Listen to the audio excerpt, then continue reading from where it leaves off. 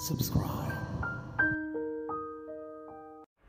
Nais po namin humingi ng paumanhin sa mga kahugot nating nagpapadala ng kanilang mga kwento dito sa DKB kung bakit napakatagal bago po mabasa ang inyong mga kwento.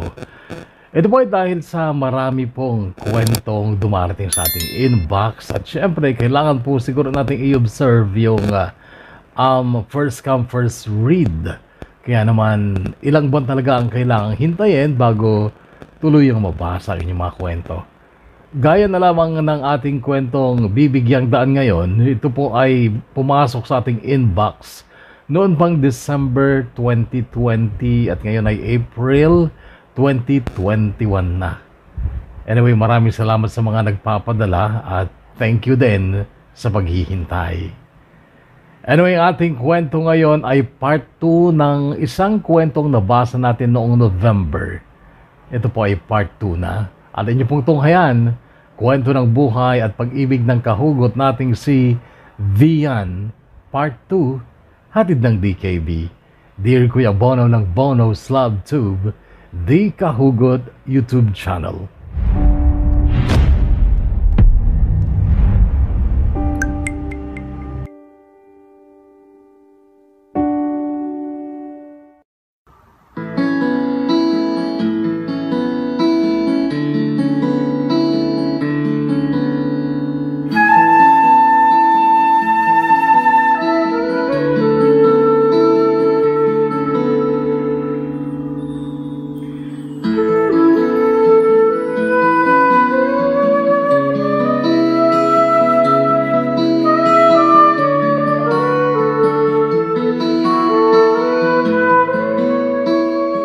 Dear Kuya Bono, una ang aking mainit na pagbati sa lahat. Maraming salamat sa mga nakinig sa unang bahagi ng kwento ng buhay ko, Kuya Bono, na binasa mo dito sa DKB noong November 1, 2020. Grabe, ang tagal po pala bago mabasa ang kwento kasi po August 2020 pa ako nag-email sa inyo. 3 buwan po ang hinintay ko bago ko napakinggan ang kwento ko. Pero okay lang naman po kasi nauunawaan ko naman na maraming sumusulat sa inyo at first come, first read basis po kayo. Ngayon po ay December 16, 2020. Ito po ang petsa ngayong sinisimulan ko ang pangalawang kwento ko para sa DKB. Tansya ko baka March 2021 na po ninyo mababasa ang kwentong ito. Ang pangalawang yugto ng kwento ng buhay at pag-ibig ko. Maghihintay po ulit ako kasi bahagi na po ng buhay ko ang DKB ng Bono's Love Tube.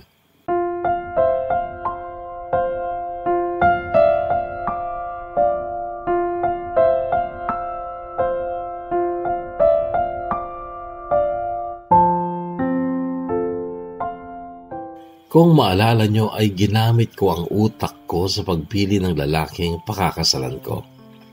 At si Raiden ang pinili ko na pinaniwalaan kong mas matino, mas disente. Kahit na sobrang sakit sa akin na hindi si Aldrin na mahal ko ang pinili kong pakasalan. Si Aldrin na nakasama ko ng napakatagal sa iisang bubong pero sa mga panahong yun ay wala siyang ginawa kundi saktan ako. Dahil masyado siyang babaero, masyado siyang mahilig sa babae. Bago ako nakasal kay Raiden, nakapag-usap kami ni Aldrin. Nagmakaawa siya na siya na lang ang piliin ko. Pero tinigasan ko ang puso ko dahil ang totoo, wala na akong tiwala sa kanya. At takot akong masaktan. Kaya kahit umiyak pa siya sa harap ko noon, ay hindi ko siya pinakinggan. Si Raiden pa rin ang pinili ko. Kahit ang totoo ay si Aldrin ang laman ng puso ko.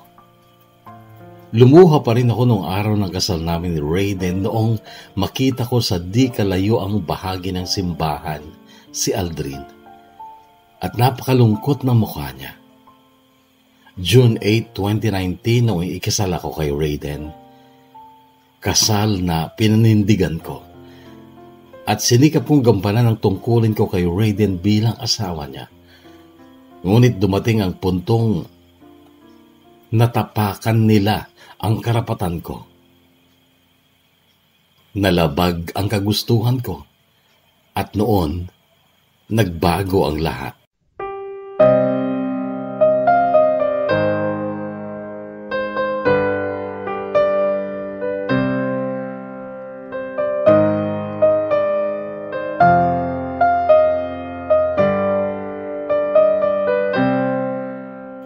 Bumalik din ako sa trabaho nung matapos ng honeymoon namin ni Raiden sa Siargao. Masaya ako sa trabaho ko, Kuya Bono, kahit na nakakainip sa paningin ng iba. Sa accounting department ako na-assign kaya hindi ako makikita sa public area ng bangko kasi nasa loob ang office namin. Naging kasundo ko naman lahat sa trabaho. Pati si Jarek na siyang pinaka-friendly at pinaka-gwapong security guard namin. Gwapo at makisig si Jarek at nakagawian niyang puntahan ako sa department namin kapag 11:30 na dahil tatanungin niya kung anong ulam ang gusto ko. Siya kasi ang tagabili ng ulam namin sa labas. Nagbabaon lang kasi ako ng kanin. Madalas ay si Jarek din ang naghahatid sa akin sa bahay kapag natataong sabay kami ng oras ng pag-uwi, kapag hindi siya panggabi. Mayroon kasi siyang tricycle na pinapasada niya pagkatapos ng duty niya sa bangko. Nakita ko din minsan si Jarek kasama ang misis niyang buntis at ang anak nilang si Elaine sa mall noong magpa-dental cleaning akong mag-isa dahil nasa Cebu si Raiden para sa isang conference. Nagmano si Elaine sa akin noon at binigyan ko ng pera. Ang ganda-ganda ng batang si Elaine. Sabi ko noon kina Jarek, sana babae din ang magiging anak ko. Noong ipagbawal nang pumasok ang gwardiya sa loob ng department namin, kinuha na lang ni Jarek ang number ko at tinitext na lang niya ako tuwing 11:30 para tanungin kung anong ulam ang bibilhin niya para sa akin. Minsan ay kinontrata ko rin si Jarek noong maisipan kong dumalaw kina Lola Karing, yung lola ni Aldrin. Ito ay noong panahong naninibago ako sa bahay ni na Raiden. Parang ang hirap kasing pakisamahan ang mga biyanan ko noon, Kuya Bono, dahil madalang silang ngumiti. Pareho silang seryoso sa buhay. Magaang kasama si Jarek, Kuya Bono. Madalas kaming magbiroan. Naisip ko noon maswerte ang misis niya. Hindi kagaya ng mister kong nakakahiyang biruin. Naging masyadong seryoso sa buhay si Raiden noong mag-asawa na kami. Nag-focus masyado siya sa trabaho. Palibhasa china-challenge siya ng magulang niya na maging kasing successful na mga nakatatandang kapatid niya. Suportado ko siya sa bagay na yon kasi ako mismo malaki ang pagpapahalaga ko sa karir ko. Gusto ko na balang araw ay kaya akong magmalaki sa mga anak ko para tularan din ako na maging matagumpay sa pagtatrabaho.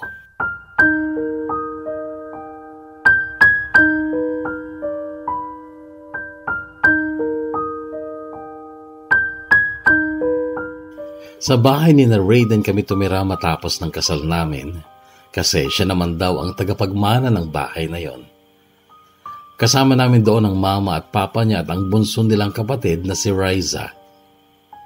May kaya sila, Kuya Bono, at relihiyoso ang mga biyanan ko. Kasama sila sa isang Christian fellowship na hindi ko nalang babanggitin ang pangalan. Perfectionist din ang mama ni Raiden. Hindi siya mataray pero wala siyang ginawa kundi hanapan ng mali ang mga katulong hanggang sa pati ako na rin. Career woman ako.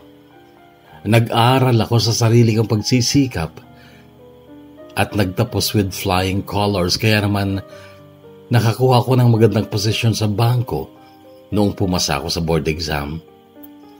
At mahal ko ang trabaho ko, masaya ako sa trabaho ko, pero isang gabi, ginabi ako ng uwi dahil nag-overtime kami. Hinintay pala nila akong kumain kaya gutom na sila nung dumating ako. Hindi ka nagre-reply, hindi ka rin sumasagot ng tawag. Sita sa akin ni Raiden sa harap ng magulang niya. Sorry, marami akong nirush sa trabaho para makauwi ng maaga. Maaga? Maaga pa ba sa'yo ang 8:30? Sorry. Mamaya ka nang magbihis. Kakain na muna tayo bago ka umakyat. Gutom na kaming lahat, sabi ni Raiden. At nung kumakain na kami ay biglang nagsalita ang mama ni Raiden. Kailangan ba talaga ni Vian ang magtrabaho, Raiden? Tumingin si Raiden sa mama niya, tapos sumulyap sa akin. Actually, hindi. Balak ko nga siyang pag-resignin sa trabaho niya eh. Ito ang sagot ni Raiden at hindi ko ito nagustuhan, pero hindi ako umimik. You should resign, Vian, para mapaglingkuran mo ang asawa mo. Sabi pa ng mama ni Raiden, tapos sumabad ang papa niya at ang sabi, as the Bible says, Ephesians chapter 4 verse 22 to 24, wives, submit to your own husbands as the Lord, for the husband is the head of the wife, even as Christ is the head of the church, his body, and is himself to its Savior. Now as the church submits to Christ, so also wives should submit in everything to the husband. Kuya Bono, aminado ako na hindi ako pala simba at hindi ako pala basa ng Bible kaya't noon ko lang narinig ang Bible verse na yon. Pero parang naalala ko ding nabanggit noon ng pare sa simbahan ang verse na yon noong kasal namin ni Raiden, pero hindi ko talaga matanda ang mabuti kasi alam mo, buong oras ng seremonya ng kasal namin ni Raiden ay si Aldrin ang nasa isipan ko. Madalas ay ginagala ko ang paningin ko noon sa loob ng simbahan sa pagbabaka sakaling makita ko siya. Pero hindi ko na ulit siya namataan. Kaya naman wala talaga ang atensyon ko noon sa mga sinasabi ng pare. Yes, tama Vian. You should give up your job. Dito ka na lang sa bahay. Total, buntis ka na. Narinig kong sabi ni Raiden, hindi ako umimik. Gusto kong maiwasan ang kumontra sa kanilang tatlo. Mag-isa lang ako at alam kong hindi ako mananalo sa kanila. Pero noon pala sandaling yon ay dama ko sa dibdib ko na magkakaroon kami ng problema ni Raiden kasi hindi ako papayag na basta-basta iwanan ang trabaho ko at maging full-time housewife sa kanya. Raiden, ayoko mag-resign. Usal ko kay Raiden noong nasa kwarto na kami. Nilingon lang niya ako dahil may nire-replyan siyang text pero nung matapos ito ay nagsalita siya at sabi, wala kang choice, Vian. Ini-expect na ni na mama na dito ka na lang sa bahay. Hindi mo ba pwedeng i-explain sa kanila na ayoko maging plain housewife? Si Mama Vian, nung makilala siya ni Papa nung dalaga pa siya, isa siyang head teacher. Pero after the wedding, she gave up her job and she became a full-time housewife dahil hiniling yun ni Papa. And I am asking you to do the same. And I'm asking you to do the same. Pero ayoko, Raiden. Ayoko. Bien. Please do this for me. Huwag ka sanang gumawa ng palaisipan sa bahay na to. Anong palaisipan? Iisipin ni Mama na hindi mo ako mahal o hindi ako mahalaga sa iyo dahil ayaw mong gawin ang nararapat. Si Mama, iko-compare ka niya lagi sa sarili niya. While hindi kami pareho ng mama mo. Iba ako sa kanya. Ako, Raiden, alam mo naman, dugo at pawis ang pinuhunan ko para makatapos sa sarili kong pagsisikap. Kung ang gusto ko naman talaga sa buhay ay maglingkod lang sa asawa ng full-time, bakit pa ako nag-aral? Para saan yun, Raiden? Konsiderasyon naman. Alam mo, Vian, isaisip mo yung Bible verse na sinabi ni Papa. Submit to your husband. Kaya itong ginagawa mong makikipag-argumento sa akin is pointless and ungodly. So stop, okay? Kasi walang mangyayari because again, I regret to tell you, you don't have a choice.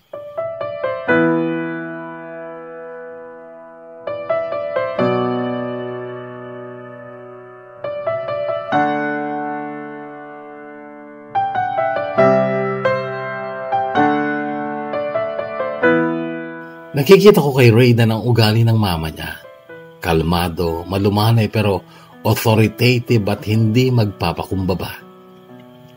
Hindi na ako umimik nung gabing yun, Kuya Bono, hanggang sa nakatulog na siya. Pero ako ay nagngingit-ngit at hindi ko rin naiwasang maiyak dahil sa sama ng loob. Pakiramdam ko noon ay gusto ko nang magsisi sa pagpapakasal ko sa lalaking hindi ko naman talaga gaanong mahal. Pero pinagkatiwalaan ko lang. Oo, naging mas matino si Rayden noong mag-asawa na kami. Walang third party nung una.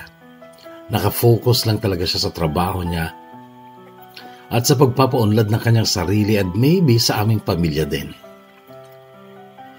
Inisip ko din ang Bible verse na yon. Binasa ko pa nga sa Bible ni Rayden na madalas din niyang basahin bago matulog.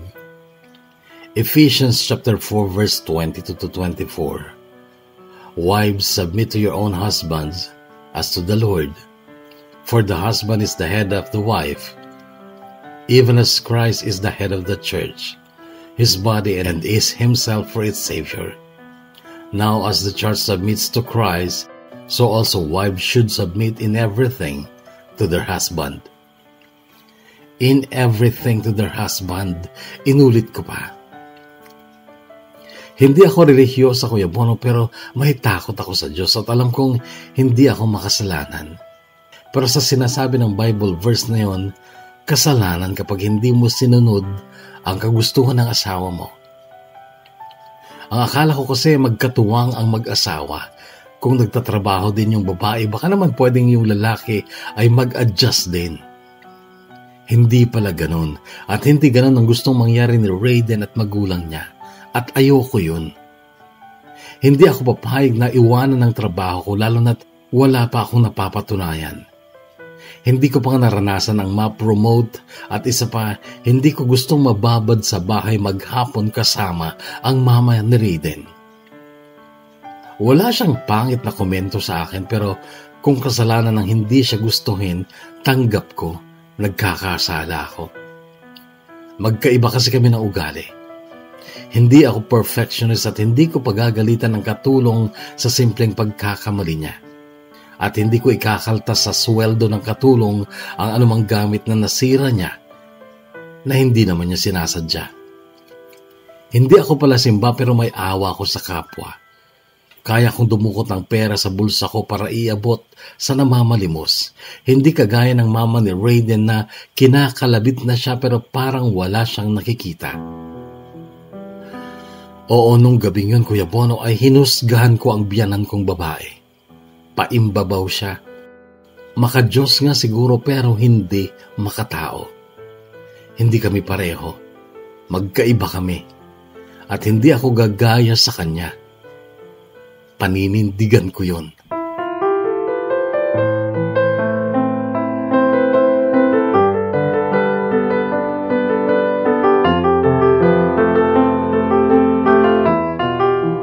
Walang araw, Kuya Bono, na hindi ako nag-isip ng paraan para mailaban ko kay Rayden at sa magulang niya ang gusto ko. Hindi ako yuyukod sa kanila, kahit maging kontrabida pa ako sa paningin nila. Mayabang na ako kung mayabang pero may napatunayan ako sa sarili ko. Kaya kong mabuhay mag-isa, mahirap man pero masaya kasi walang kumukontrol sa akin. Ako din yung tao na proactive. Hindi pa nangyayari ang problema, may solusyon agad ako. Inisip ko na kung saan ako babagsak kapag nagmatigas ako. Baka palayasin ako, baka hiwalayan ako ni Rayden at okay lang yun sa akin. Kaysa naman magmimistula lang akong tau-tauhan o tagasunod sa bahay nila. Alam kong mali ako, Kuya Bono. Mali ako na hindi ang maging full-time housewife ang gusto ko. Pero kahit mali ako, ilalaban ko yung gusto ko. Matigas ang ulo ko, aminado ako. Naglayas nga ako, di ba? Nilayasan ko ang pamilya ko para masunod ang gusto ko. Then dumating ulit ang isang gabi sa harap ng hapagkainan. Nag-tender ka na ba ng resignation mo, Vian? Tanong ng mama ni Raiden. Hindi pa po, sagot ko. Mag-resign ka na. I can write the letter of resignation for you if you want. Sabi ni Raiden. Ayaw naman yatang mag-resign. Mahal niya ang trabaho niya. Sabad ng biyanan kong lalaki. Tama ba ako, Vian? Ayaw mong mag-resign? Ulit pa ng papa ni Raiden. To be honest po, ayoko po talaga. Pero napag-usapan na natin to, di ba? Magre-resign ka. Sabad ni Raiden. Hindi ako sumang-ayon, Raiden. Hindi ko sinabing magre-resign ako. Ang sabi ko, ayokong mag-resign. But you don't have a choice. I told you, you don't have a choice. Of course I have, Raiden. I have a choice. Natigilan sila sa pagtaas ng boses ko. Wala silang imik at ako ay tumayo na lang at iniwan sila kahit hindi pa ako tapos kumain. Ilang saglit lang ay sumunod si Raiden at pabagsak niyang sinara ang pinto. Ano yun, Vian? Ano yung attitude na pinakita mo sa magulang ko sa harap ng pagkain? I'm sorry. No, you're not sorry. Alam mo kung anong sabi ni Mama? Pang-squatter daw ang ugali mo. And that you have no breeding. And come on, Vian. Insulto sa akin yung dahil asawa mo ako. I'm sorry, Raiden, but still, hindi ako magre-resign.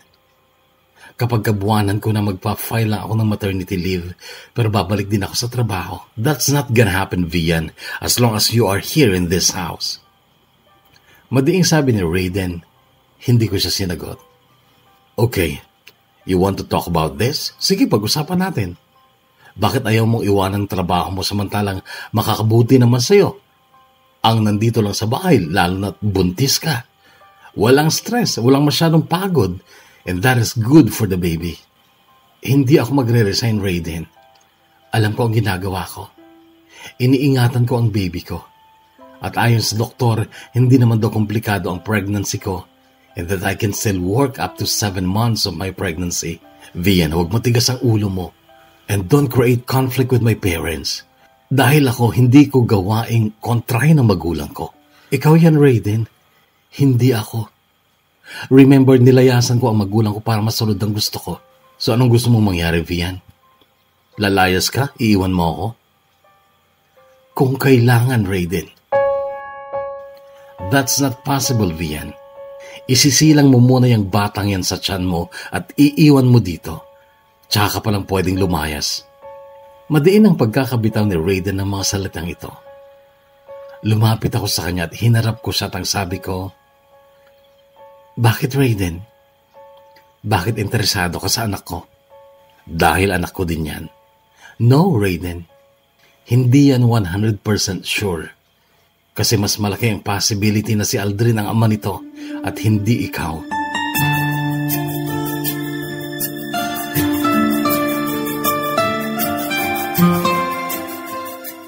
Hindi naniwala si Raiden. Pero alam niya nung una pa lang na hindi siya nakauna sa akin. Pero hindi siya nag-react noong gabi ng honeymoon namin sa Siargao. Ang bagay na ito, Kuya Bono, ay hindi ko rin binanggit sa unang bahagi ng kwento ko dahil baka malaman ni Raiden at ang pamilya niya.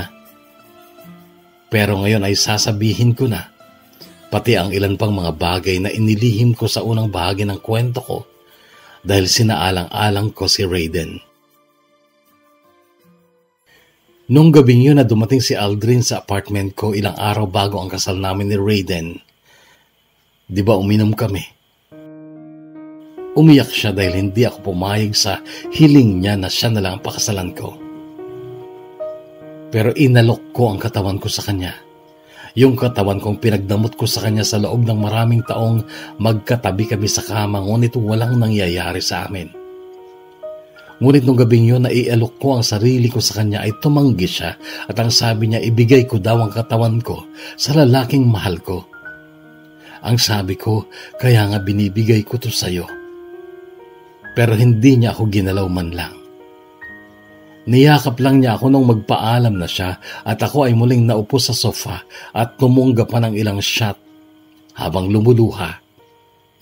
Pero nagulat ako nang muli siyang bumulaga sa pinto at mabilis siyang yumakap sa akin at siniil ako ng halik. Hanggang sa nauwi kami sa kama. First time ko yun, Kuya Bono, at aminado akong nalunod ako sa kaluwalhatian nung gabing yun kahit nakadama ako ng kirot. Mahusay nga si Aldrin sa kama. Hindi ko maiwasang maikumpara siya ngayon kay Raiden na sa tingin ko ay masyadong conservative sa lovemaking. Nung gabing yun, inamin ko kay Raiden ang lahat. Natulala siya pero hindi naman nagpakita ng galit. Kalmado pa rin siya noong sarkastikong sabihin niya ang mga salitang ito. Grabe. 1 week bago ang kasal natin, nakipag-sex ka sa ex mo? Iba ka rin, ha? Nung gabing yon, nakatulog ako ng mahimbing dahil isang lihim ko ang nakawala sa dibdib ko.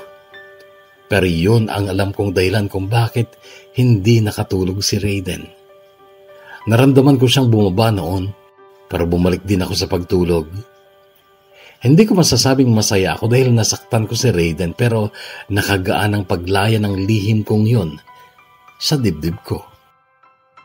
Kaya lang nung mga sumunod na araw ay malamig si Raiden sa akin. Inaasahan ko naman na yun, pero ang lantarang pagkamuhi ng mama niya sa akin ay hindi ko inaasahan. Kararating ko lang sa bahay nila nung gabing yun. Kumain na sila noon pero nasa salas sila at halatang hinintay ako. Agad tumayo ang mama ni Raiden nung pagpasok ko ng pinto. Diretso na ako sa hagdan nang tawagin ako. Lumalabas talaga ang kawalan mo ng breeding, Vian, no? Dinatnan mo kami dito, dadaanan mo lang kami. Na hindi mo magawang bumati nasa pamamahay ka namin. Narinig kong sabi niya. Humarap ako sa kanya at nagsorry ako. Sorry po. Mapagkumbabang sabi ko. Well, you should be sorry. Really sorry, Vian, dahil ako, hindi ko kaya makipagplastikan sa'yo. Nagkwento na sa akin ang anak ko and that kahayupang ginawa mo 1 week bago mo siya pakasalan ay isang gawaing hindi namin matatanggap. Hayop lang ang makakagawa nun, Vian, and I'm really very sorry dahil nagpatira kami ng hayop dito. At sobra akong nagsisisi na pinakasalan ng anak ko ang isang hayop na kagaya mo. Nakipagtitigan ako sa kanya, Kuya Bono. Mas matangkad siya sa akin kaya bahagya akong nakatingala. I'm sorry, Vian, pero ayaw na kitang makita sa mamamahay na to. Please pack your things and go. Inilipat ko ang tingin ko kay Raiden. Nakatingin lang din siya sa akin at nakahulikip-kip na parang okay lang sa kanya. Binalik ko ang tingin ko sa mama niya at ang sabi ko, sige po, excuse me lang po.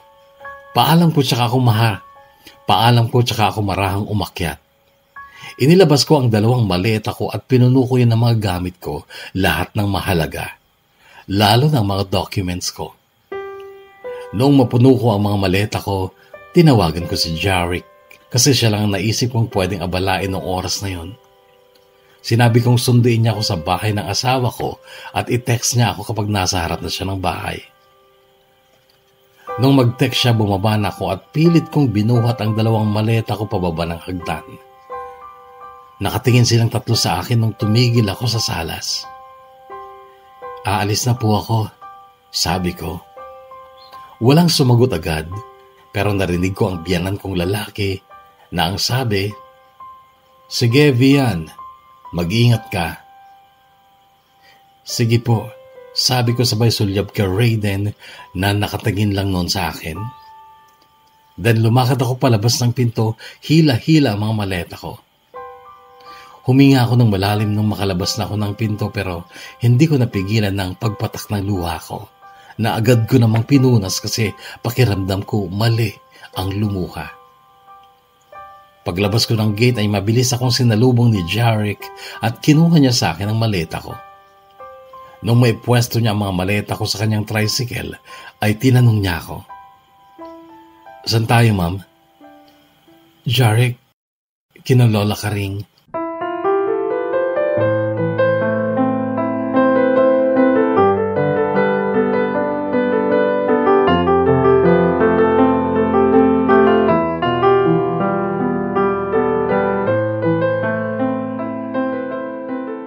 Nagulat si Lola Karing nung pagbuksan niya ako ng pinto at nakita niyang may dala akong malalaking maleta. Napansin kong may dalawang maiingay na bata sa salas noon. "Ay, mga anak ng ate Belen mo. Nandito si Belen eh. Nakaaway ang asawa at naglayas." Balita ni Lola. Napangiti ako noon, pero nilabas ko muna si Jarek at ibinigay ko ang bayad ko sa kanya. Gaya ng dati ay ayaw niyang tanggapin pero kinuha ko ang kamay niya at pinakimkim ko sa kanya ang pera. Napakamot pa siya sa ulo niya. Si ma'am talaga ayaw magpalibre. "Sunduin mo ako dito bukas, alas 7, sabi ko. "Sige ma'am." Nakangiting sagot niya pero hindi naman kumilos. "Sige na at gabi na," taboy ko. Ma'am, okay ka lang ba dito? May maayos ka bang matutulugan dito? Mukhang wala namang kwarto ah." "Okay lang ako, Jarek. Matagal akong tumira dito noon, bago ako nag-asawa." Di sige ma'am. Balik na lang ako bukas." "Sige, Jarek. Ingat ha." "Thank you po."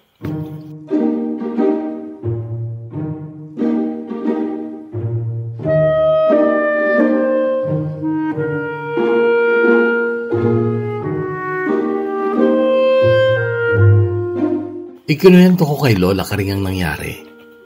Naawa siya sa akin at namuhi siya sa biyanan kong babae at kay Raiden, tapos siningit niya sa usapan namin si Aldrin. Sana kayo na lang ni Aldrin ang nagkatuluyan. Sayang kasi may asawa na rin siya ngayon, si Elise. Doon na siya nakatira sa bahay ni na Aldrin sa Muñoz. Medyo nagulat ako sa kwentong yun ni Lola Karing. Mula kasi nung magpakasal kami ni Raiden ay blinak ko na si Aldrin sa Facebook at SIM card ko. "Na-meet niyo na po siya, yung asawa ni Aldrin?" tanong ko. "Oo, nung lumibot kami doon sa kanila. Simple lang si Elise, parang ikaw din. Napakasipag sa bahay. Gustong-gusto siya ni Binding, yung mama ni Aldrin. Si Aldrin po, nandun din. Nasa barko ngayon. Minsan tumawag sa akin, nangungumusta. Mayaman na po siguro. Malaki ang sweldo ng seaman, Lola. Nag-iipon yata ng pangpakasal nila ni Elise." Hindi pa po sila kasal?" "Hindi pa." "Ganun po ba? Akala ko kasal na sila kasi sabi niyo doon na nakatira sa kanila si Elise. Inuwian daw niya si Aldrin Kaya ala nang kawala si Aldrin. Kaya Vian, pinag-isipan mo ba yung ginawa mong pag-iwan sa asawa mo? Buntis ka pa naman. Paano yan, manganganak kang walang amang kagigistan yung anak mo?" "Okay lang, Lola. Kayang-kaya ko to."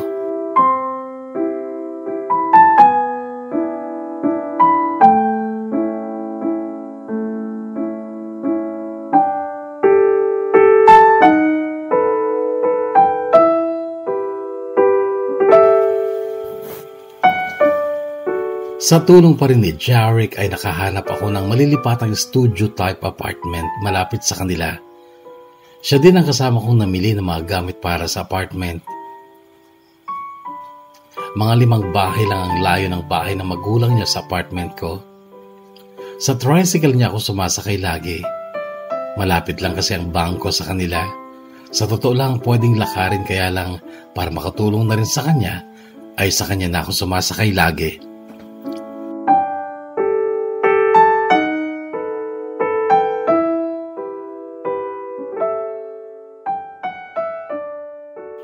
2 linggo na ako sa apartment ko noong sunduin ako ni Jarek sa bangko nung gabing nag-overtime ako. Pero nung pasakay pa lang ako ay sinabi niyang diretso daw kami sa bahay nila. Dahil birthday ng mama niya. Doon na raw kami kakain. Pumayag lang ako pero mali ako sa inaasahan kong may madadatnan akong ibang tao. Binati ko kaagad ang mama niya noong pagpasok pa lang namin sa maliit nilang bahay. Inakay agad ako ni Jarek sa kanilang kusina kung saan may mga nakahandang pagkain. Inasikaso kami ng mama niya. Wala po kayong bisita? Tanong ko. Wala, ikaw lang. Di naman kami naghanda ng marami. Para sa atin lang talaga ang niluto ni Jarek. Pagpasensyahan mo na. Naku, okay lang po. Di ko naman kasi alam ng birthday nyo. Nakapagbalot man lang sana ako ng regalo. Ay, hayaan mo na yon. Matanda na ako. Yung magkaroon ng bagong kaibigan kagaya mo ay isa ng malaking regalo para sa akin. Nakangiting sagot ng mama ni Jarek. Kain na ma'am, sabi ni Jarek. Pero ginala ko saglit ang paningin ko. Nasaan si yung misis mo? Tanong ko. Tulog na ba? Si Elena ba ma'am? Hindi ko misis yun. Ex-girlfriend ko yun. Ano? Buntis di ba? Kailan ko lang kayo nakita sa mall? Masaya kayong magkasama. Magkaibigan naman kasi kami ma'am ni Elena. May asawa siya, dati kong tropa. Sila talaga yung nakatadhana. You mean, yung pinagbubuntis niya ngayon, sa'yo ba yun o dun na sa bago niya? Sa bago niya na yun ma'am. Kasal sila eh. Talaga? Magkakaibigan pa rin kayo pati yung bago niya? Oo ma'am. Wala kaming sama ng loob o anuman. Magkakaibigan po kami. Talaga? Ang ganda naman. Oo ma'am, ganoon talaga. So nung makita ko kayo sa mall, parang casual lang yon na nagmo-mall kayo. Hindi siya parang date, ganon? Hindi ma'am. Kasi nga po, anak namin si Elaine. Si Elaine dito nakatira sa akin pero hindi naman siya pinababayaan ni Elena.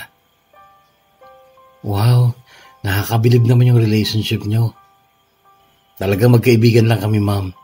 Hanggang ganun lang kami. Minsan nagkakasama kami para lang sa bata.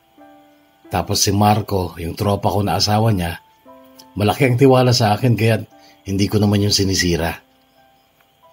Buti naman kung ganun. Ikaw, may girlfriend ka. Wala, ma'am. Alam mo, ang alam talaga namin sa bangko, may asawa ka. Binata ka pala. Single dad po, ma'am. Kailan mo balak mag-asawa?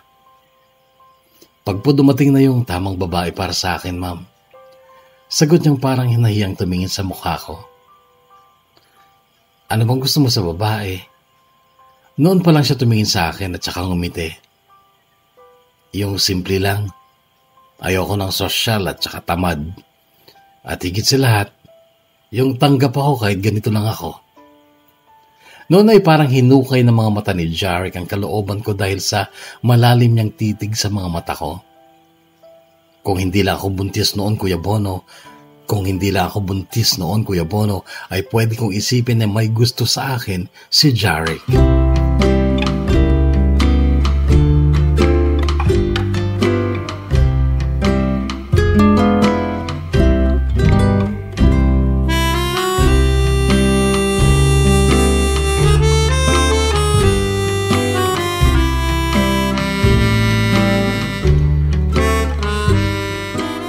Naging simula yun ang malalim na relasyon ko sa pamilya ni Jarek. Hindi ko inaasahan ang isang umaga ng linggong dumating si Jarek kasama ang mama niya. Kagigising ko lang noon. Kukunin daw ni mama ang mga maruruming damit mo. Ipaglalaba ka daw niya, ma'am. Bungad ni Jarek. Hala, nakakahiya naman, Jarek. Ay, huwag Vian. Maliit na bagay yun. Mabigat na trabaho na kasi ang paglalaba para sa isang buntis. Kahit ako na lang maglalaba ng mga damit mo. Nahiyaman ako noon, Kuya Bono, ay ibinigay ko nga ang mga damit kong madudumi. Pero noon ay tuluyan ko na rin ibinukas ang puso ko para sa kanila. Inisip ko na lang na sila ay blessings mula sa Diyos na dapat kong pahalagahan. Tunay na mabait ang Diyos sa akin, Kuya Bono, dahil alam niyang nag-iisa ako at kailangan ko talaga ng mga kagaya nila. Kinabukasan ng gabi na una akong umuwi kay Jerry kasi naka-duty pa siya hanggang alas 9. Pagdating ng karelyebo niya ay tsaka pa lang siya makakauwi. Sa ibang tricycle ako sumakay noon pero bandang alas 10 ay may kumatok sa pinto ko at nung buksan ko ay nakita ko si Jarek at dala nito ang mga damit kong nilabahan ng mama niya. Pumasok siya nung luwan ko ang pagkakabukas ng pinto. Ibinaba niya ang mga damit na nasa laundry basket. Noon naman ay kumuha ko ng 500 sa wallet ko tsaka ko inabot sa kanya pero ang sabi niya, "Ay ma'am, kabilin-bilinan sa akin ni mama na huwag akong tatanggap ng bayad." Ay, ba't ganun? Napagod siya sa paglalaba. Ang dami nito. Nakakahiya naman. Hayaan mo na ma'am. Ganun talaga si mama kapag nagustuhan niya ang isang tao. Libutin mo na lang daw siya kapag may panahon ka. Lagi kang binabanggit eh. Masyadong halatang nasa puso ka na ng mama ko. Talaga? Ikaw, Jarek? Po? Wala. Pakisabi na lang sa mama mo, nasa puso din kita, ma'am. Sa katunayan noon pa. Nagawa kong saglit na salubungin ang mga mata ni Jarek matapos niyang sambitin ang mga siltang yon. Mahal kita, Ma'am Vian.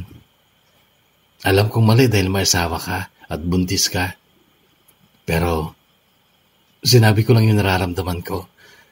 Hindi naman ako umaasa na magugustuhan mo din ako, ma'am. Mahal kita pero okay lang sa akin.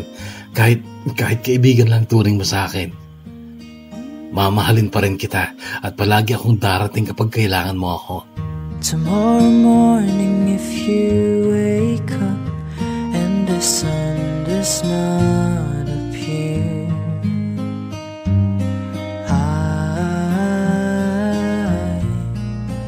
I will be here.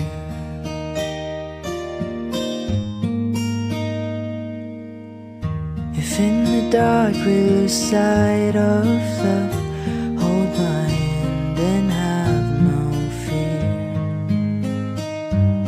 'Cause I will be here.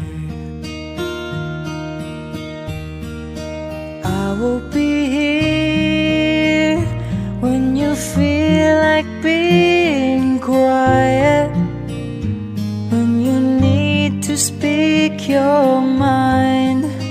I will listen, and I will be here when the laughter turns to crying. Through the winning, losing, and trying, we'll be together.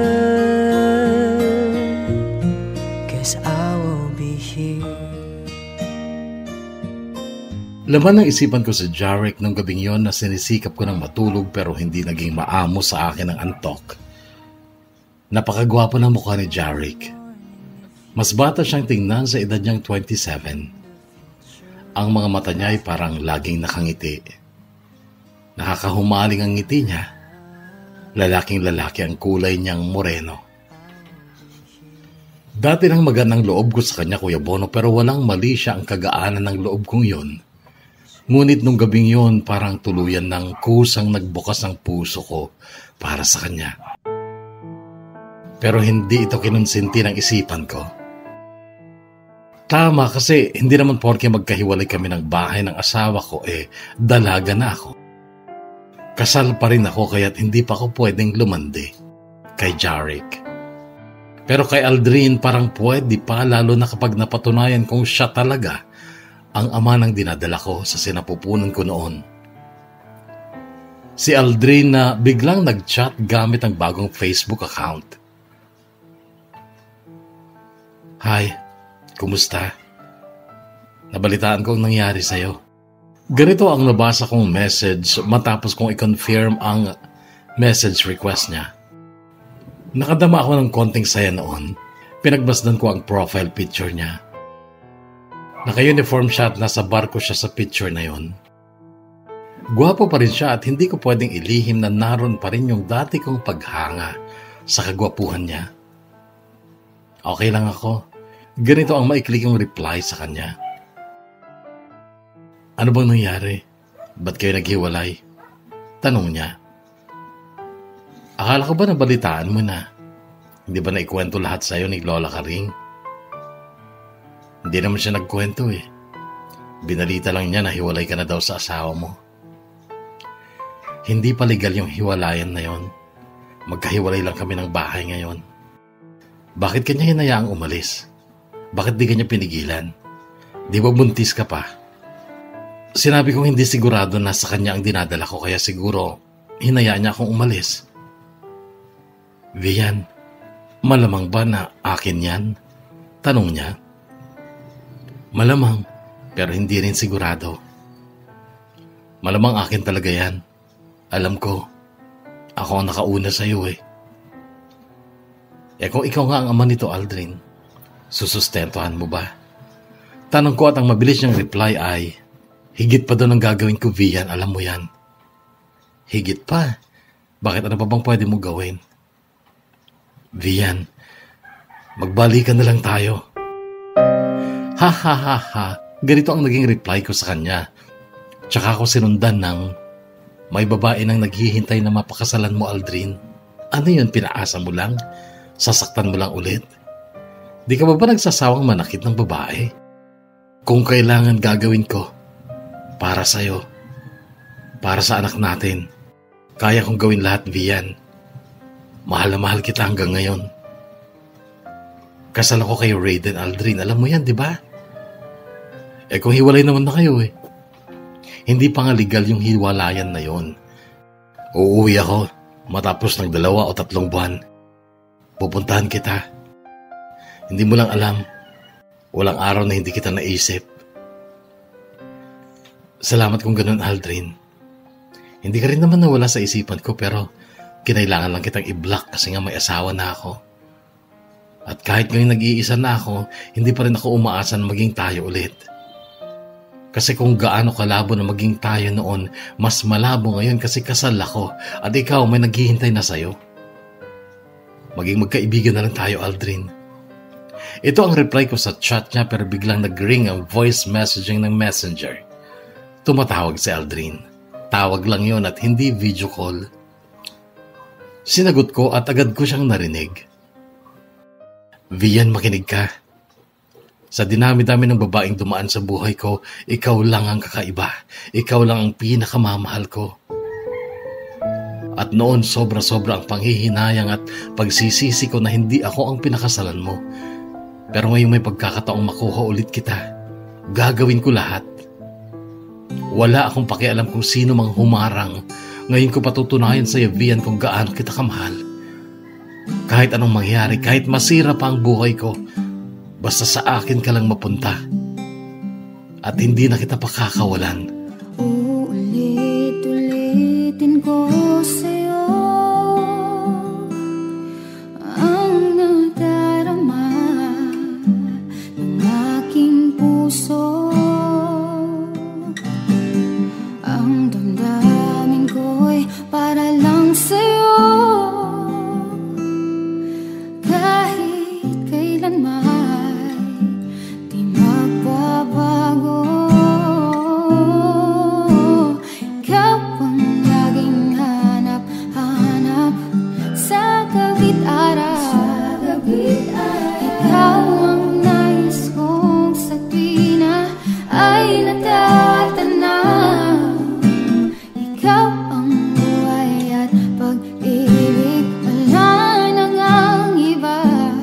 Sa aking puso'y tunay kang nag-iisa.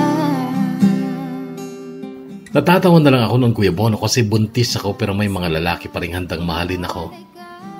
Kaya lang lalo lang gumulo ang isip ko noon kasi hindi naman ako pwedeng pumatol ng kahit sino man sa kanila kasi kasal nga ako. Hindi malayong idemanda ako ni Raiden o ng mama niya kapag nalaman nilang may ibang lalaki na ako. Noong 5 buwan na ang tiyan ko, nagpunta ako sa OB-GYN ko. Sinamahan ako ni Jarek. Nagpa-ultrasound ako. Noon ko nalaman na lalaki ang baby ko. Sabi ko okay lang, kahit babae sana talaga ang gusto ko. Noon na rin ako nagsimulang mas mag-ingat pa, mas lalo pang alagaan ang sarili ko kahit na lalo pang lumapit ang loob ko kay Mama Nelia, ang mama ni Jarek. Dumalas ang pagpunta nila sa apartment ko kasama ang apo niyang si Elaine. Naging malapit din ang loob ko kay Elaine kasi napaka-cute talaga niya. Hawig na hawig siya sa papa niyang si Jarek. Kapag nasa apartment ko si Mama Nelia, hinahayaan ko na lang siyang gawin ang gusto niya. Hindi naman kasi siya mapakali. Linis dito, linis doon, at talagang napakalinis ang aking munting apartment na iiwan niya kapag uuwi na sila. Ayaw naman niyang tumanggap ng pera. Dahil kay Nanay Nelia at Jarek ay hindi ako nagkaroon ng pangamba sa panganganak ko dahil alam kong hindi nila ako pababayaan. Ang mga magulang ko wala silang alam tungkol sa nangyayari sa buhay ko. Busy noon si Mama sa pag-aalaga ng mga apo niya kaya't hindi ko siya pwedeng asahan na pumunta dito sa Bulacan at samahan ako. Gayunpaman wala akong pag-aalala kasi nga itinuring ko na ring hindi iba sa akin si Mama Nelia at si Jarek. Ramdam kong seryoso sila sa mga ginagawa nila para sa akin at ito ay lubos kong pinagpapasalamat sa Diyos.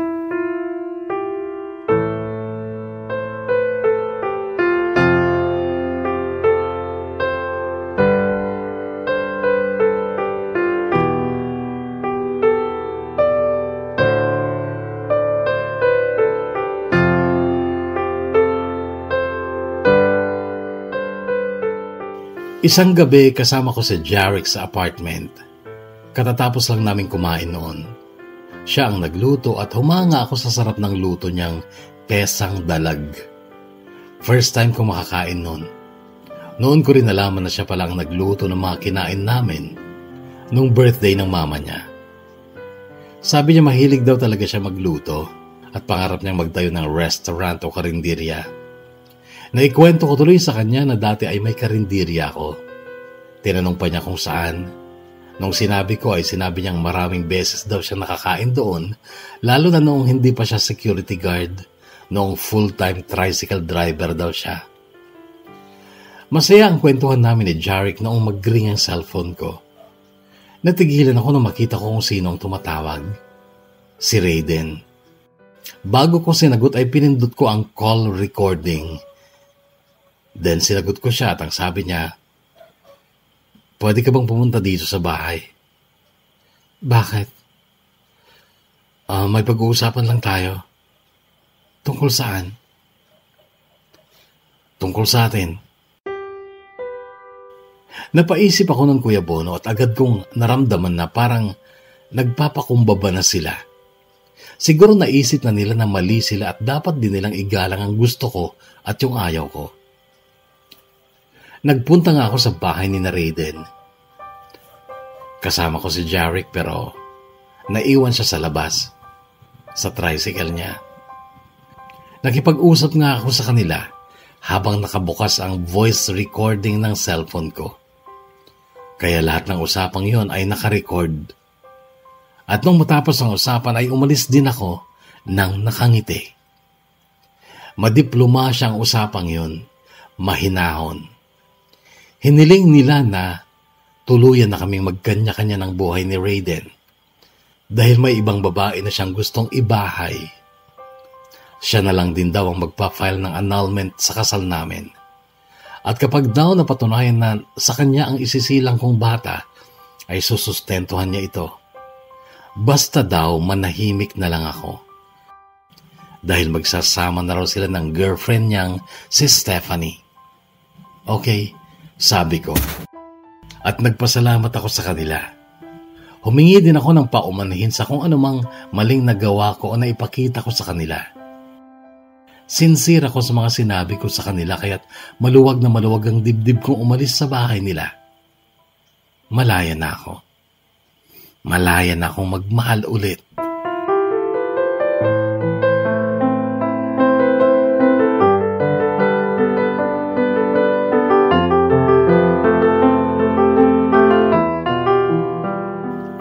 Paglabas ko ng gate ng bahay ni Raiden ay lumapit ako kay Jarek na noon ay nakaupo sa motor niya. Nginitian ko siya ng matamis. Kumusta ang usapan? Tanong niya. Nginitian ko ulit siya at hinaplos ko ang pisngi niya. Napakagwapo talaga ni Jarek, baby face. Nakakagaan pagmasdan ng kanyang mukha. Malaya na ako, Jarek. Napatitig siya sa mukha ko tsaka siya ngumiti. Pero hindi ko inaasahan ang pagyakap niya sa akin at noong yakap niya na ako ay naramdaman kong dumampi ang labi niya sa gilid ng mukha ko. Pero bigla din siyang kumalas at, "Ay, sorry Ma'am Vian. Nabigla lang ako." "Okay lang, Jarek." Nakangiting sabi ko. Pagkatapos ay sumakay na ako sa sidecar at habang daan pa uwi ay nakikita kong nakangiti ng matamis si Jarek habang nakatingin sa daan at paminsan-minsan ay sumusulyap sa akin. Noong makarating na kami at nakahinto na ang motor ay, "Teka lang," sabi niya, tsaka mabilis na umikot papunta sa harap ng pinto ng sidecar. "O, halika na," sabi niya, tsaka niya kinuhang kamay ko at inalalayan niya akong bumaba at paakyat din sa apartment. Nasa second floor kasi ang unit ko. Hinayaan ko lang siya. Naalalayan ako at nung nasa pinto na kami ng apartment ko ay humarang siya sa pinto at ang sabi niya, "Okay lang ba kung formal na akong manliligaw sa'yo?" Nginitian ko ulit siya at ang sabi ko, "Sure ka? Manliligaw ka sa isang buntis. Kasama ang baby na yan sa mamahalin ko. At aalagaan kayo ng pag-aalaga ko sa kanyang ina. Kung karapat dapat ako." "Salamat, Jarek. Maraming salamat. Wala akong masasabi sa'yo. Madali kang mahalin kaya lang hindi pa ako dapat magmahal ulit. Kahihiwalay lang namin ni Raiden at isa pa buntis ako. Pangit tingnan. Hayaan mo muna sigurong sumeksi ulit ako. Kung makakapaghintay ka." "Oo naman, maghihintay ako. Kahit gaano katagal. Kasi mahal na mahal kita." "Talaga?" "Oo. Mahal na mahal kita." "Okay. So mula ngayon, Jarek, gusto ko, huwag mo na akong tawaging Ma'am Vian. Vian na lang. Pwede?" "Sige, Vian." Sabi niyang halata ang galak sa kanyang magagandang mata. May puwang na sa puso ko dati pa si Jarek, Kuya Bono, ngunit nagpipigil lang ako kasi alam kong hindi pa talaga dapat lubusang buksan ang puso ko para sa kanya. Tama, wala akong masasabi sa kanya at sa pamilya niya pero bago ko lang silang kakilala at alam kong marami pa akong dapat malaman at panahon lang ang makakatulong para lubusan ko silang makilala. Ayaw ko na kasi magkamali ulit ng pagtitiwala. Ayoko na.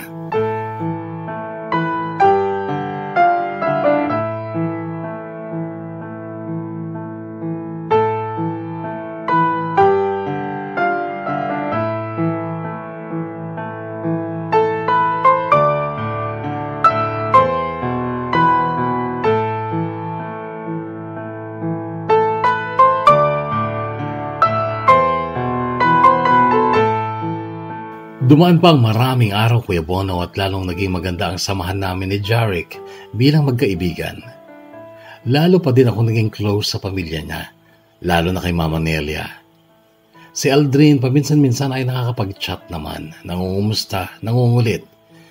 Pero sa kanya ay hindi ko sinabing may verbal na kaming hiwalayan ni Raiden.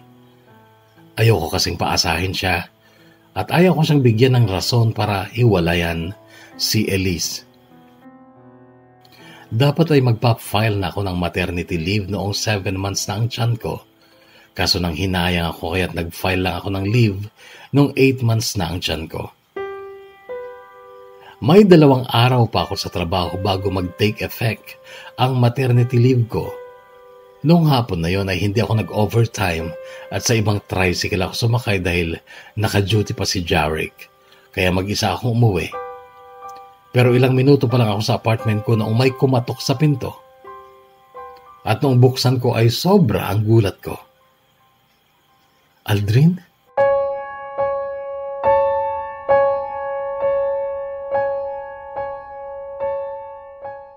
Ayon sa kanya ay kanina pa daw niya ako inaabangang lumabas ng bangko at noong lumabas ako ay nakita niyang sumakay ako ng tricycle. Sinundan niya ako. Oo, na-miss ko si Aldrin pero noong hapong yun ay hindi siya gwapo sa paningin ko. Para siyang haggard. Di gaya ng mga pictures niya sa Facebook niya na fresh na fresh. Hindi ko gusto ang pagtubo ng mga bigote at balbas niya. At hindi ko rin pinakita sa kanya na natuwa akong makita siya. Hindi mo man lang ba ako papapasukin? Tanong niya. Ba't ka ba nagpunta rito? Tinatanong pa ba yan? Di ba sabi ko sa'yo sa chat pag uwi ko pupuntahan kita? At hindi na ulit kita iiwan. Kahit anong mangyari. Kahit ikasira pa ng buhay ko. Buti sana kung buhay mo lang masisira, Aldrin. Yung buhay ni Elise. Wala akong pakialam sa kanya. Ano? Alam mo, hindi ka pa rin nagbabago. Immature ka pa rin. Kahit ano pang sabihin mo, Vian, hindi ako aalis. Hindi pwede, Aldrin. Tatapatin kita. Kahit buntis ako, may masugid ako manliligaw at gusto ko rin siya. Nakita ko na mula ang haggard na mukha ni Aldrin sa sinabi ko. Saglit siyang nayanig pero agad din siyang nagsalita. Hindi na ako papayag na hindi ako ang piliin mo, Vian. Sabi niya, tsaka pumasok sa loob ng apartment ko. Bahagya pa niyang nadunggol ang tiyan ko at paglingon ko ay nakadikwatro na siya sa aking sofa. Matamang nakatingin sa akin. Pwede lumabas ka muna. Magbibihis lang ako. Sabi ko pero hindi siya kumilos. Magbibihis lang ako, Aldrin. Lumabas ka muna. Hindi ako titingin. Akala mo naman hindi ko pa nakita yan. Narinig kong sabi niya. Napangiti ako pero hindi ko pinakita sa kanya. Pakiramdam ko kasi ay handa siya makipagpakitiran ng isip sa akin kaya gaya ng dati, noong kami pa sa bahay ni Lola Karing, ay nagpakumbaba na lang ako. Nagbihis nga ako at hindi naman siya tumingin. Pagkabihis ko ay nag-unab ako ng bigas para magsaing pero mabilis siyang lumapit sa akin at inagaw sa akin ang ginagawa ko. Ako na, sabi niya. Binigay ko naman. Bibili na lang ako ng ulam sa labas mamaya, sabi pa niya. Bakit? Dito ka ba kakain? Tanong ko. Hindi ako sinagot.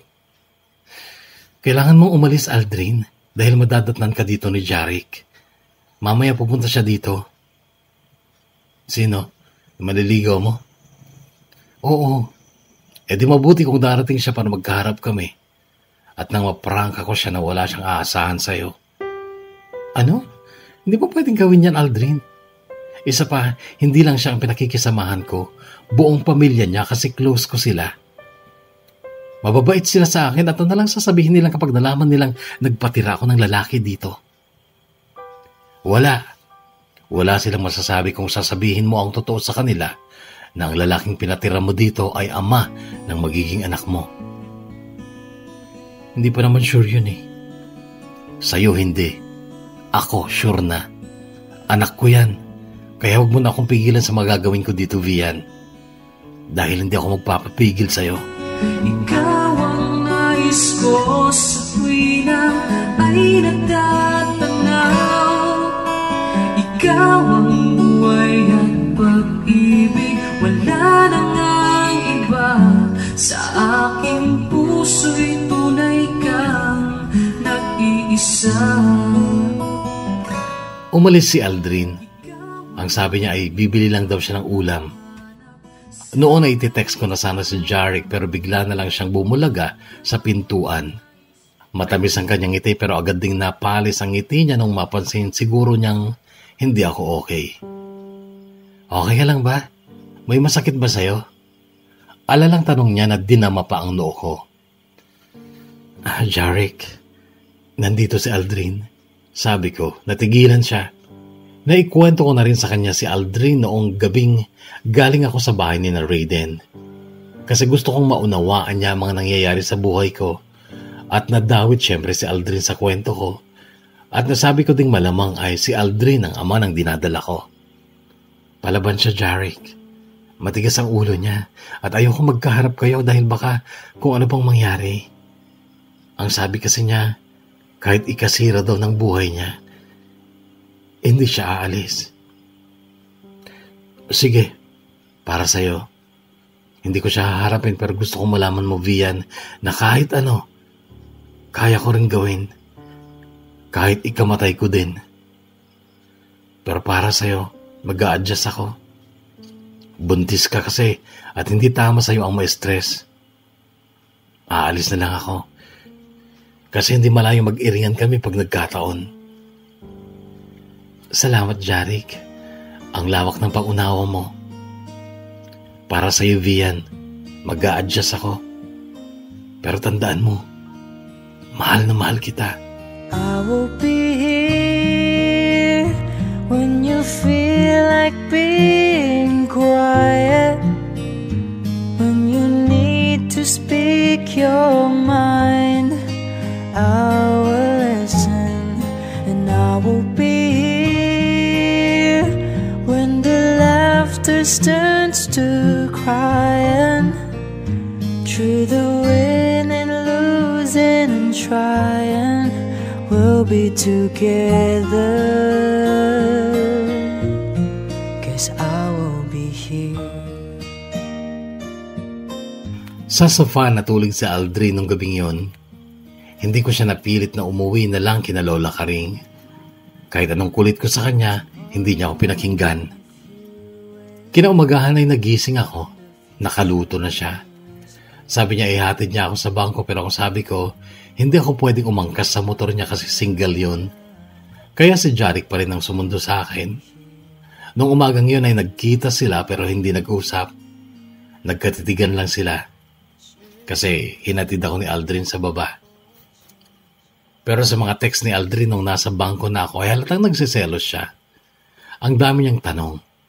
Inamin ko na sa kanya na si Jaric yung driver ng tricycle na sinakyan ko. Ang sabi niya, bibili din daw siya ng tricycle para siya na daw ang maghatid sa akin pero ang sabi ko, hindi na kailangan kasi ilang araw na lang naman na ang pasok ko. Kasi nakapag-file na ako ng maternity leave. So nagsama nga kami ni Aldrin sa apartment ko, Kuya Bono, pero mas madalas ay para kaming mga batang hindi magkasundo.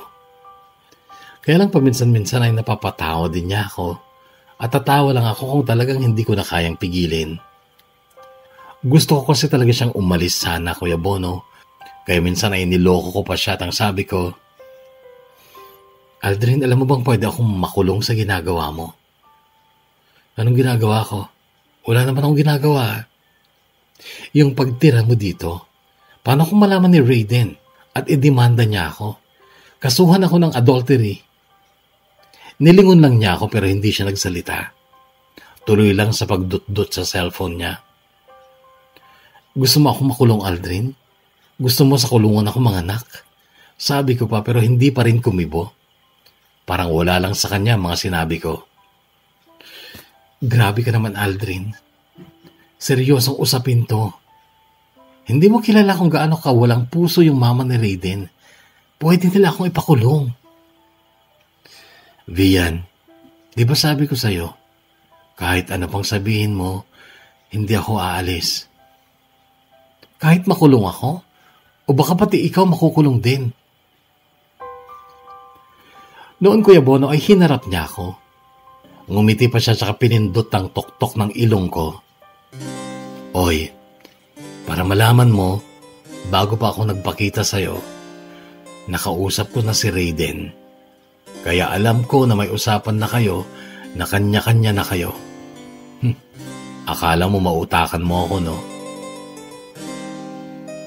Noon ay ngumiti na lang ako, Kuya Bono. Baging napahiya kasi bistado ako.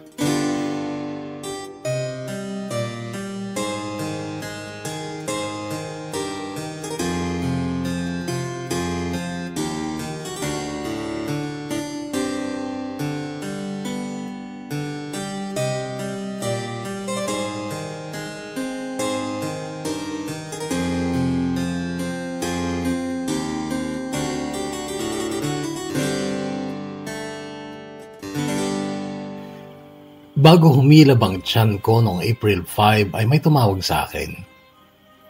Nawala naman agad ang pagsakit ng tiyan ko. Tulog doon si Aldrin sa sofa. Sinagot ko ang tawag, bagong number. Hello, si Vian ba to? Boses ng babaeng halatang may edad na rin. Opo, ako nga po. Nandyan ba si Aldrin?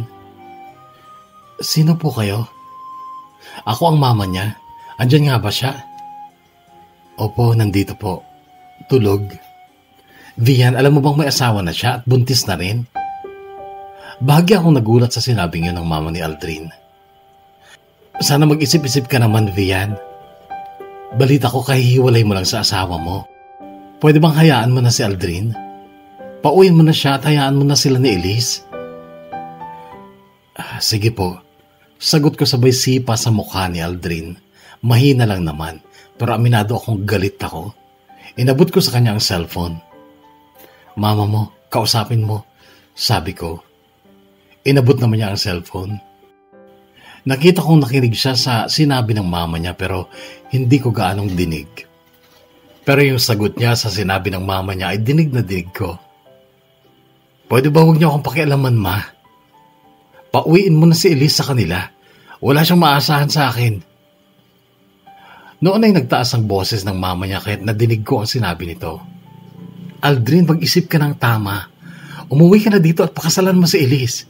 Para mo ng awa, anak. Huwag mo naman kami ipahamak. Ma, alam na alam niyo na hindi ko pinauwi dyan si Elise. Siya ang nagkusang umuwi dyan. At saka ma, pwede ba? Igalang niyo naman yung gusto ko. Kung talagang mahal niyo ako, hayaan niyo namang lumigaya ako sa piling ng babaeng mahal ko talaga. Ma, minsan nawala na sa akin to eh. Hindi na ako papayag na mawala siya ulit. Kahit anong mangyari, ma, hindi ko iiwan si Vian.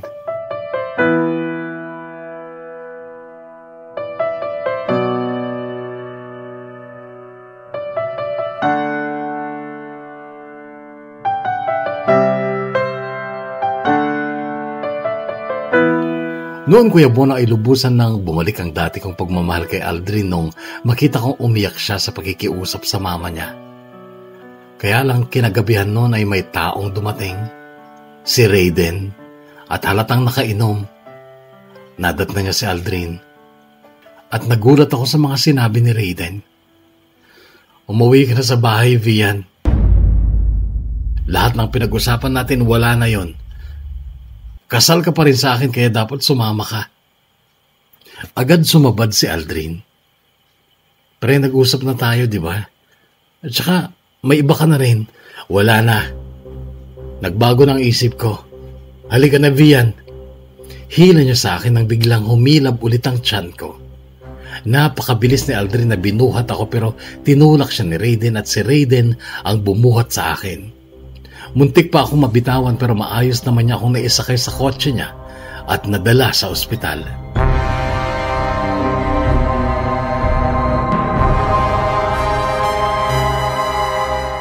Nanganak ako, Kuya Bono, na hindi na nakita si Aldrin. Si Jarek nakadalaw sa ospital pero hindi si Aldrin. Nung hanapin ko ang cellphone ko, binigay ni Raiden ito sa akin pero ang sabi niya, pinalitan ko na ang SIM card mo para makaiwas ka sa mga dapat mong iwasan. Nakausap ko na rin si Aldrin. Hindi kanya na pwedeng gulihin.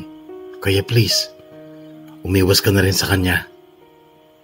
Nagngit-ngit ako kay Raiden noon, Kuya Bono, pero hindi ako nagsalita. Mula nung araw na yon ay hindi ko siya iniimikan. Gusto kong ipadama sa kanya na galit ako sa kanya at hindi ko siya kailangan sa buhay ko. At isa pa, nakita naman niya yung anak ko. Hindi niya kamukha. Pero hindi ko rin maaninag kung kamukha nga ito ni Aldrin nang baby pa siya. Mahirap pa kasi makita kasi sanggol pa lang noon si Alvin. Makaraan ng 4 na araw sa ospital, inuwi ako ni Raiden sa bahay nila. Hindi ko siya kinakausap pero habang nagtatagal ay pilit ko nalang tinatanggap na yun siguro ang tama at yun din ang gusto ng Diyos. Na ang lalaking sinumpaan kong makasama habang buhay ang siya kong ang makakasama habang buhay. Ang maganda noon, Kuya Bono, ay nagbago na rin ang turing sa akin ng magulang niya. Naging mabait na sila sa akin. At nung tanongin nila kung babalik pa ako sa bangko ay prank akong sinabi sa kanila na hindi ako magre-resign. Sige, ikaw ang masusunod. Malumanay na sagot ng mama ni Raiden. Hanggang sa naging okay na rin ulit kami ni Raiden. Nag-uusap na rin ulit kami, pero malamig siya sa akin at mas malamig ako sa kanya. Platonic ang naging relasyon namin alang-alang sa kasal namin. Pero ang tungkol sa bagay na ito ay hindi ko na binanggit sa unang sulat ko, Kuya Bono, noong August 2020 kasi umaasa ko noon na magiging okay kami ni Raiden sa pagdaan ng mga araw. Pero dumating ang isang gabi, September 29, 2020 noon. Ilang minuto na lang ay mag-aalas 12 na ng hating gabi nung dumating si Raiden at halatang nakainom. Pero nakangiti siya sa akin. Sabi niya, Vian, alam kong hindi ka masaya dito. Napipilitan ka lang dahil sa kasal tayo. Sabi niya tsaka binuksan ng drawer ng table niya na nasa tabi ng bintana. Pumirma ka dito. Matagal lang nasa akin ang papeles na ito. Annulment paper. Napatitig ako sa kanya. Bakit? Anong nangyari, Raiden? Gusto ko lang na maging malaya na tayo. Nakausap ko na rin si Aldrin. Nasa barko pa siya ngayon pero sisikapin daw niya makauwi agad. Raiden, niloloko mo ba ako? Hindi, Vian. Tsaka, okay na rin ulit kami ni Stephanie. Sasama ulit siya sa akin kapag na-file ko na ang annulment natin.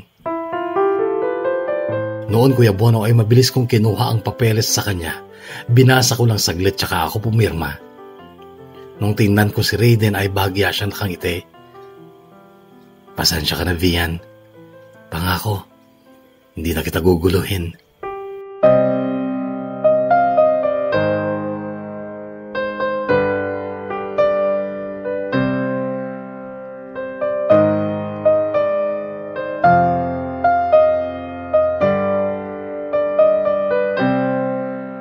Bumalik ako sa apartment ko kinaumagahan kasama ang anak ko. Nung malaman ni Mama Nelia na umuwi na ako ay dumating sila ni Jarek at si Elaine. Pero ilang araw na lang noon ay magpa-flight na si Jarek papuntang Taiwan na hindi naman natuloy dahil sa pandemic. Pero noong November ay natuloy na rin si Jarek sa flight niya kaya't ngayon ay nasa Taiwan siya. Si Aldrin naman ay darating din sana ngayong December habang sinusulat ko itong pangalawang yugto ng kwento ko. Pero hindi madali sa kanila makauwi. Dahil sa pandemic. Araw-araw kaming nag-uusap ni Aldrin, Kuya Bono, at talagang hindi na daw niya ulit ako iiwanan. Kaya daw siya nagparaya na lang noong bawiin ako ni Raiden dahil nga kasal ako sa kanya at ako ang mapapahamak kung magpupumilit pa siya. Pero sabi niya, sobrang tuwa daw niya nung muli siyang kausapin ni Raiden na papalayain na raw ako. Nakausap ko rin si Elise at umamin siya sa akin na hindi naman daw talaga siya buntis.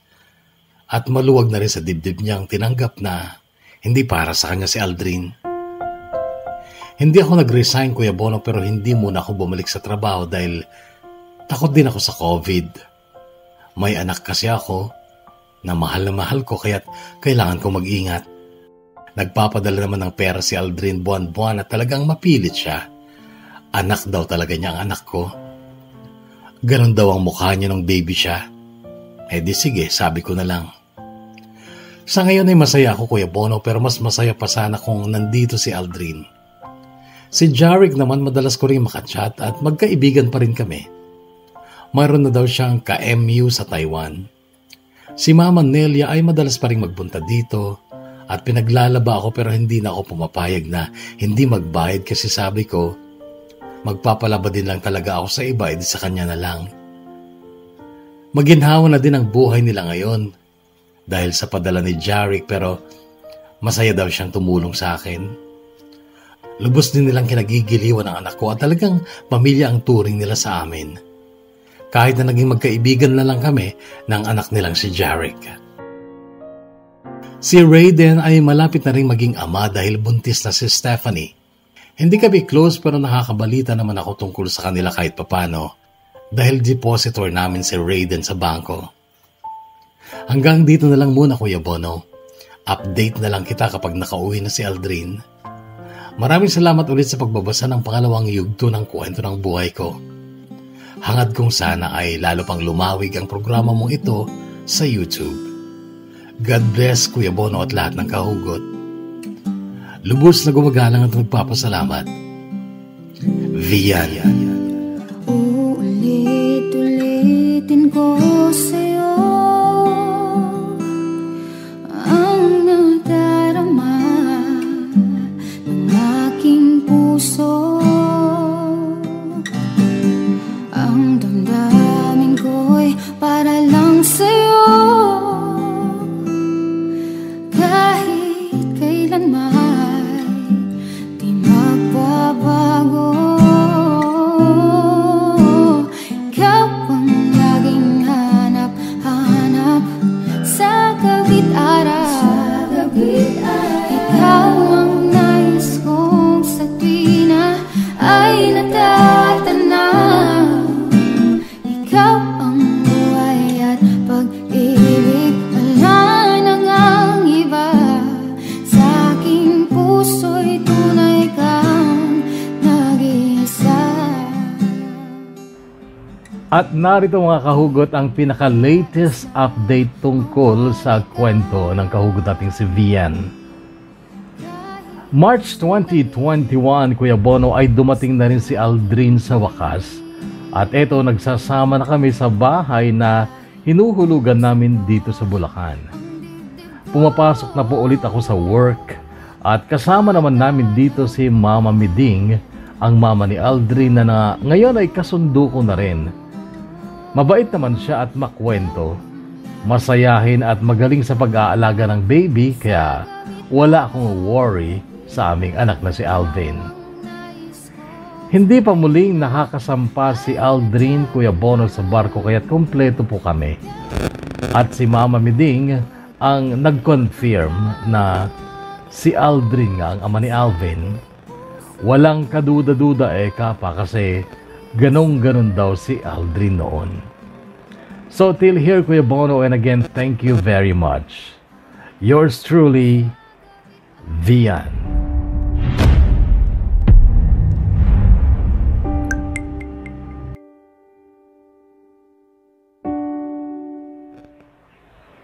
Again, Vian, maraming salamat for sharing the part 2 of your beautiful story here on DKB. At syempre, matagal mo nang kasama si Aldrin. Alam ko, kilala mo na siya. Alam mo na kung saan yung weakness niya. Alam mo na kung saan part ka maaaring masaktan. And I think you're ready for it, hindi ba?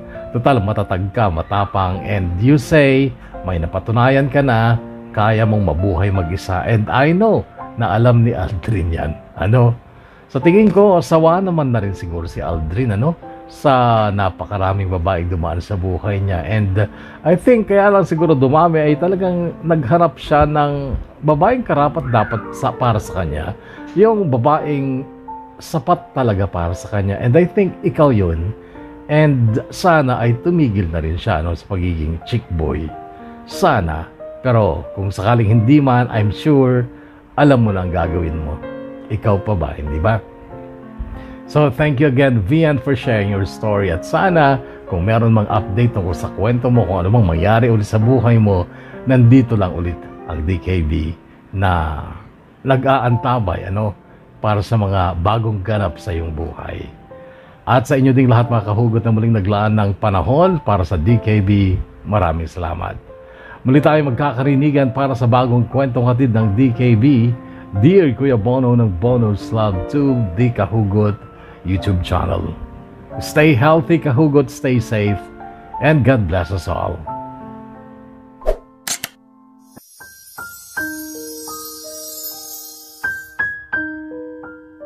Subscribe.